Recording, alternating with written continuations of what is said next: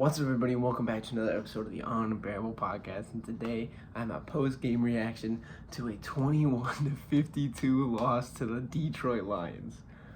This is probably gonna be a very short episode. Probably gonna be pretty short because there's nothing much I could say. It was 52-21. We got outscored 24-7 in the second half.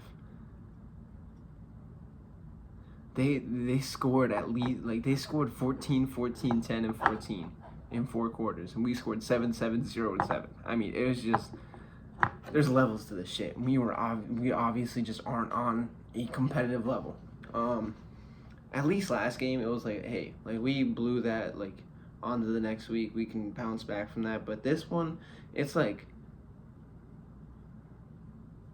we got embarrassed. I mean, shit. There's not really much else you could say. We got embarrassed. I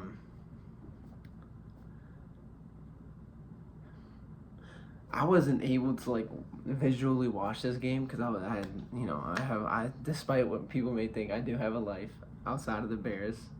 Very limited, but I do have a life. So I was listening to the game, and it was just oh my god, bro, the amount of first and more than 10s we had were ridiculous. We had way too many penalties. Our defense just didn't do well. At least usually I could be all right, our offense was ass, but our defense was really good. Defense played like ass. Offense played like ass. Everybody just collectively, we just played horrible. I mean,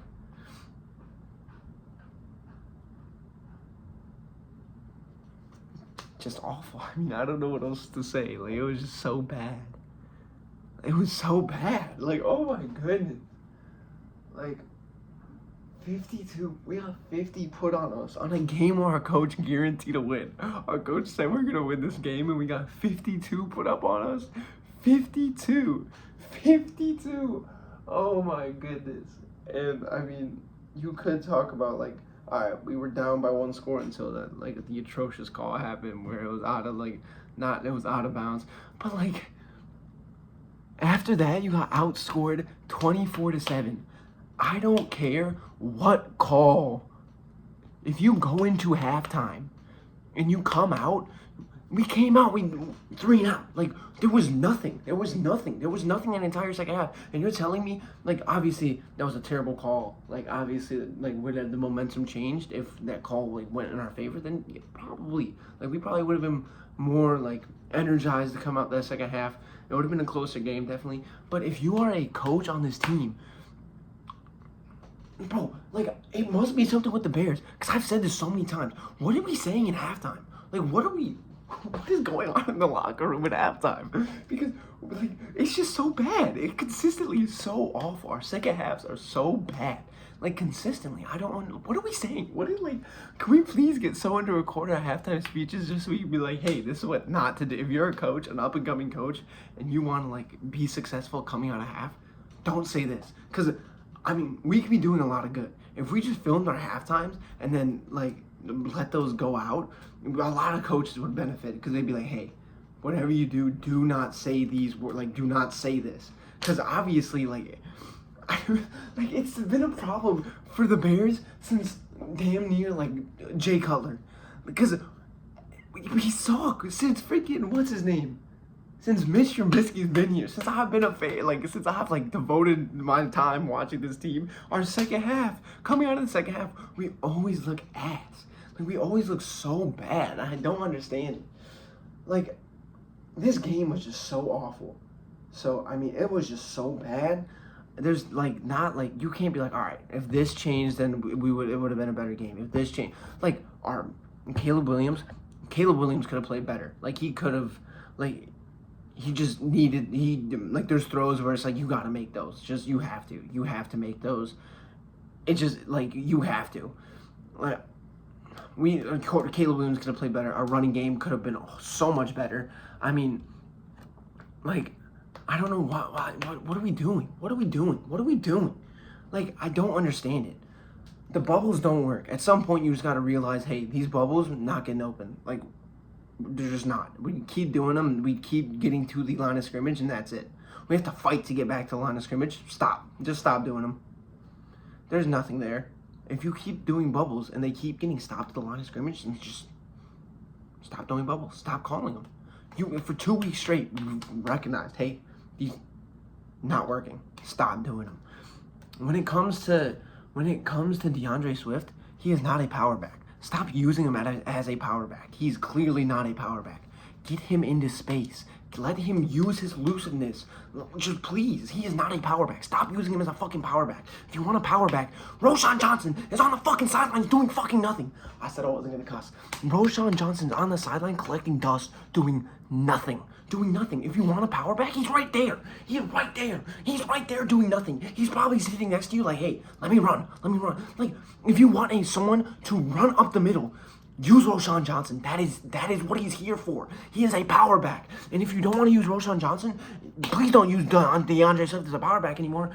What's his name? Kyle Monangai. Let him run up. Let him just run at people, please. Like, anybody but DeAndre Swift. DeAndre Swift is an elusive back.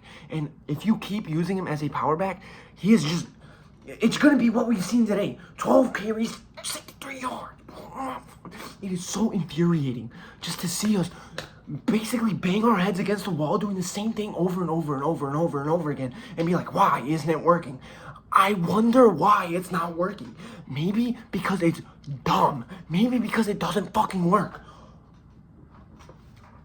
Really? DeAndre Swift isn't a power back. Kyle Monangai, I don't know. Use Roschon Johnson, please.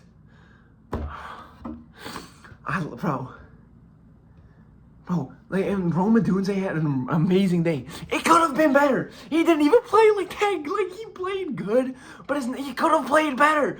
Like, oh my goodness. Get our weapons involved, please. Like, oh my gosh. Bro, we just... I don't know what the problem is. I don't know. I just don't know. Ben Johnson's supposed to be an offensive mastermind? What is he doing?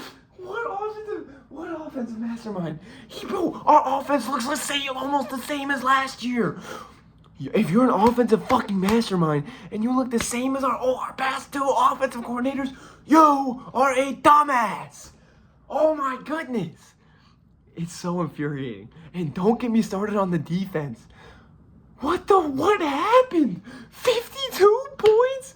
52 points on a team. How many points did they score last week against the Packers? Because that's your competition. That is in your division. The Packers let up 13 points to this team. 13, and we let up 52. 52, dude. Oh my. I mean, at the end of the day, you gotta just scrap this game. And the main thing I want to see is how we bounce back. Because I've been saying this ever since Eberflus got fired. Our next coach needs to have a backbone and needs the ability to bounce back from these bad moments. Because you're on the Bears, and this shit is gonna happen. It's gonna like, as much as you want to be like, oh, this is a different Bears, it's not. It's clearly not a different Bears team. We just got 52 put up on us. It is gonna be how you bounce back. You have a next game. You have a fucking, compared to the last two games, you have an easy game against the Cowboys. Anything but winning that, absolute failure. Everyone's coming for your head. If you don't beat the Cowboys next game, there's going to be, like, your head's going to be, like, Ben Johnson, there's going to be fans screaming for you to get fired. You are going to, please, you have to win this next game if you want, like, I don't know. Because, like, it's the third game. We shouldn't be having this conversation of if you don't win this game, we might have missed the playoff. Like, our season might be over. People are saying our season's over now. Like, I understand. Not every week's going to be your week, and these types of games happen. But if you don't beat the Cowboys, we're fucked. If you don't beat Matt Eberflus's defense, we're fucked. We're fucked. This season, throw that shit out. Throw that shit away. If you don't beat our old head coach, we're fucked. So I'll see you guys next week. If we don't win next week, I don't know what to say, but we just have to bounce back. We just have to bounce back. That's it. Ben Johnson, right now, there's nothing you can do. There's nothing you can do about this Lions game. It's over. There's nothing you can do. Bears coaching staff, freaking Dennis Allen, everybody on the Bears coaching staff, in your minds, it should be next week. It should already be next week. Like, obviously, you need to be like, all right, what went wrong? Why did this happen? Why did we just get... I'm not even going to use that type of language. Why did this happen to us? But honestly, after today, it should just be like, how can we just need to bounce back. Just bounce back. Because, like, what good... I'm just being honest. What good is going to come from actually looking at this game film? Nothing. There's nothing there. We just look like shit. I mean, there's nothing. There's not a single positive aside from like Rome Odunze that you could pull from this game, and even Rome Odunze didn't even have his best game. I mean, you're gonna have to bounce back, and the big test is gonna be next week. How you bounce back from this is gonna determine who you are, and if we don't bounce back, then we're just gonna be fucking bitches for the rest of the season, and that's just is what it is. So, do you want to be a bitch, or do you want to actually be a football team? We're gonna see next week, and that's all I have to say. Until next time, don't forget to bear down.